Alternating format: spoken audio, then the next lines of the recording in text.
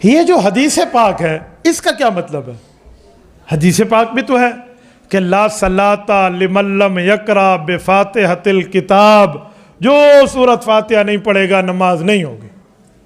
تو یہ جو حدیث پاک ہمیں سنا کے سارا دن یہ میرے بڑے اور چھوٹے اور درمیانے اور منجلے بھائی ہمیں روزانہ یہ راگ الاپتے اور مشورے دیتے نظر آتے ہیں، امام کے پیچھے پڑھو، امام کے پیچھے پڑھو، ان کا کیا مسئلہ ہے؟ مظفر گڑھ کے مسلمانوں اس کا جواب بھی سمجھ لینا۔ انہیں کہو یہ حدیث ہے، سچی ہے، صحیح ہے، سر آنکھوں پر ہے اور ہم اس پہ عمل کرتے ہیں، لیکن مسئلہ یہ ہے کہ یہ حدیث کس صحابی نے بتائی ہے، اس کا نام تم بتا دو، اگلی بات میں بتا دوں گا۔ جامع ترمذی جلد اول یہ حدیث فرما رہے ہیں حضرت جابر ابن عبداللہ رضی اللہ عنہ، باقی صحابہ بھی ہیں، حضرت جابر بھی ہیں، جلیل القدر صحابی ہیں، اور حضرت جابر کو رتبہ آپ جانتے ہیں۔ خندق کے موقع پر ان نے گھر میں چھوٹی سی بکری کا بچہ ذبح کیا اور 10-15 آدمیوں کی دعوت بنا لی۔ بیوی نے کہا حضور پاک علیہ السلام کے کان میں کہنا کہ 10-15 بندوں سمیت آئیں، زیادہ نہ آئیں، کھانا اتنا ہے۔ تو ان نے جا کے آپ علیہ السلام کے کان میں عرض کیا یا رسول اللہ کھانا بنا دیا میری اہلیہ نے، آپ اتنے دن سے پیٹ پہ 2 پتھر باندھ کے، ہمیں یہ میسر آئے تو دعوت ہے بس 10-15 بندے سمیت آپ تشریف لائیں۔ آپ علیہ السلام نے اعلان فرمایا اوے لوگو، تمہارے بھائی جابر ابن عبداللہ نے دعوت کی ہے، چلو۔ سینکڑوں کا مجمع چل پڑا، پریشان ہو کے بھاگتے گھر پہنچے اور گھر والی کو کہا بس کام پورا ہو گیا۔ کہ یہ تو یہی ہو گیا، کیا کریں گے؟ یار کیا ایمان والی بیوی تھی، اللہ قربان جائے ان کی اہلیہ کے ایمان پر۔ انہوں نے کہا رسول اللہ کو کہا تھا؟ کہ جی میں نے تو عرض کیا تھا۔ کہا پھر اللہ جانے اور رسول اللہ جانے۔ گھر آئے، آپ علیہ السلام نے فرمایا جابر یہ ہنڈیا کو اوپر سے ڈھک دے، ایک چھوٹا سا کونا کھول اور وہاں سے سالن ڈالتا جا، اور روٹی کا جو وہ آٹے وغیرہ کا تھال کا حساب کتاب جو اس زمانے کا تھا اس کو بھی حضور پاک نے ایسے فرمایا۔ وہ نکال کے روٹی بناتی رہی اور سالن آتا رہا، پورے مجمع نے کھا لیا۔ جابر ابن عبداللہ اتنا بڑا صحابی ہے۔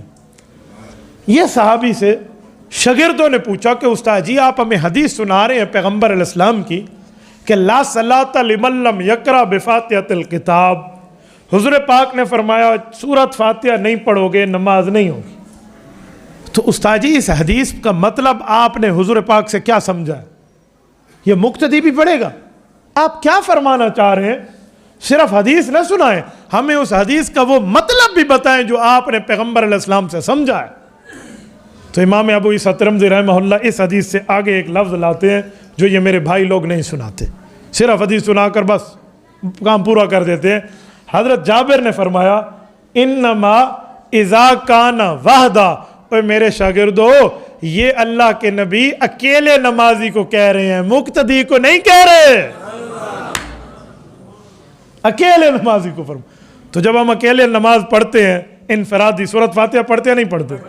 تو بھائی ہم تو اس حدیث کو مانتے، سر آنکھوں پر حدیث ہے، صحیح ہے، سچی ہے، واضح ہے، ہم مانتے اس پر عمل پیرا ہے، معمول بھی ہے ہمارے اعمال میں، تو پھر تو مقتدی کے لیے کیوں لے کر آ رہا ہے؟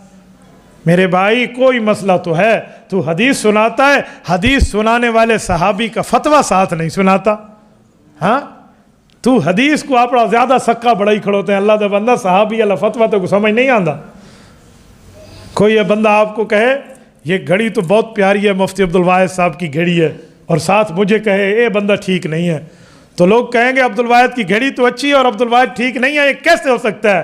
تو بھائی اس صحابی سے تو حدیث لے کر تو ہمیں سنا رہا ہے، اور اس صحابی کی اگلی بات جو ساتھ لکھی ہوئی ہے، مل کے ساتھ لکھی ہوئی ہے، وہ نہیں سناتا، کیوں؟ بات پوری کرو، بات مکمل سمجھاؤ۔ رسول اللہ کی سیرت کے نام پہ، حضور کی عقیدت کے نام پہ، حضور پاک کی محبت کے نام پہ، حضور کی حدیث کے نام پہ دھوکہ نہ دو۔